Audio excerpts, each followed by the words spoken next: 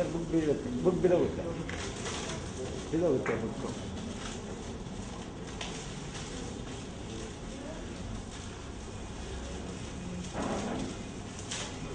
ಎಲ್ಲ ಕೈಲಿ ಇಡಿಸ್ಕೊಡಿ ಅಂದರೆ ಕೈಲಿ ಕೊಟ್ಬಿಡ ಹೇಳ ಎಲ್ಲ ಕೊಟ್ಟು ಎಲ್ಲ ಮಾಡ್ತಾರೆ ಸರ್ ಎಲ್ಲ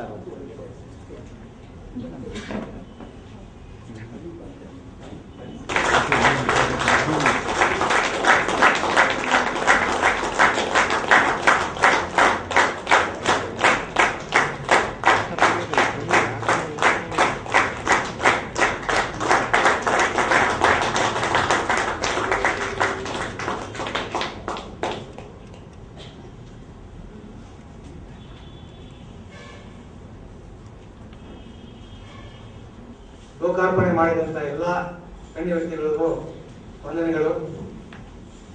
ಝೀರೋ ಟು ಹೀರೋ ಪುಸ್ತಕದ ಪರಿಚಯ.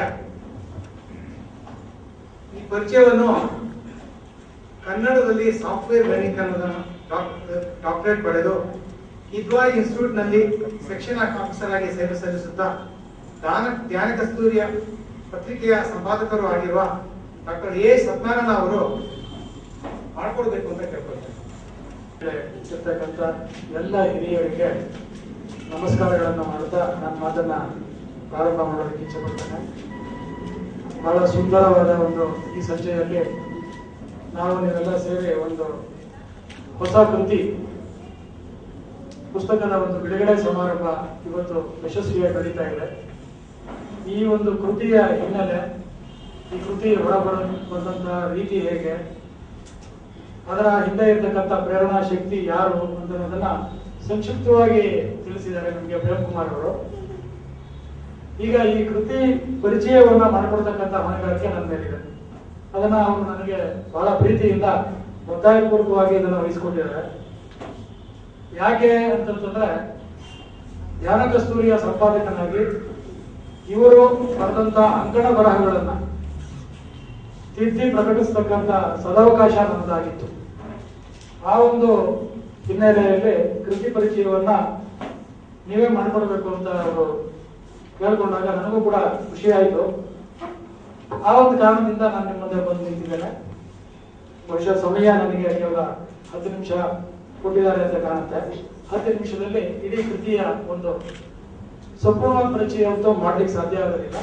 ನಿಮ್ಮ ಮುಂದೆ ಕೆಲವು ಅಂಶಗಳನ್ನ ನಾನು ಹೇಳಿ ಈ ಕೃತಿಯ ಬಗ್ಗೆ ಒಂದು ಸಣ್ಣ ಕುತೂಹಲವನ್ನ ನಿಮ್ಮಲ್ಲಿ ಉಂಟು ಮಾಡುವಂಥದ್ದು ಒಂದು ಪ್ರಯತ್ನವನ್ನ ನಾನು ಮಾಡ್ಲಿಕ್ಕೆ ಇಚ್ಛೆ ಪಡ್ತೇನೆ.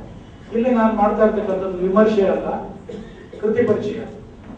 ನನ್ನ ಅಭಿಪ್ರಾಯದಲ್ಲಿ ಈ ಒಂದು ಕೃತಿ ಆಧ್ಯಾತ್ಮಿಕ ಹಿನ್ನೆಲೆಯಲ್ಲಿ ಪ್ರೇಮ್ಕುಮಾರ್ ಅವರ ಅನುಭವದ ಮೂಸೆಯಲ್ಲಿ ಹುಟ್ಟಿ ಬಂದಿರತಕ್ಕಂಥದ್ದು.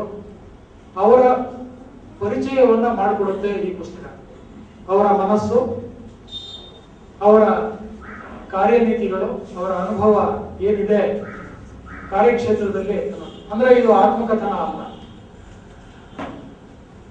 ಅವರ ಅನುಭವಗಳು ಏನಿದೆ, ಅವರೊಬ್ಬ ಇಂಗ್ಲಿಷ್ ಭಾಷಣಕಾರರು, ಇಂಗ್ಲಿಷ್ ನಲ್ಲಿ ಬರಹಗಾರರು, ಕನ್ನಡದಲ್ಲಿ ಮೊಟ್ಟ ಮೊದಲನೇ ಬಾರಿಗೆ ಈ ಪುಸ್ತಕವನ್ನ ಈ ಮಟ್ಟದಲ್ಲಿ ಅವರು ಹೊರತಂದಿದ್ದಾರೆ ಅಂತಂದ್ರೆ ಇದರ ಹಿಂದೆ ಸಾಕಷ್ಟು ಪರಿಶ್ರಮವನ್ನ ಅವರು ಹಾಕಿದ್ದಾರೆ.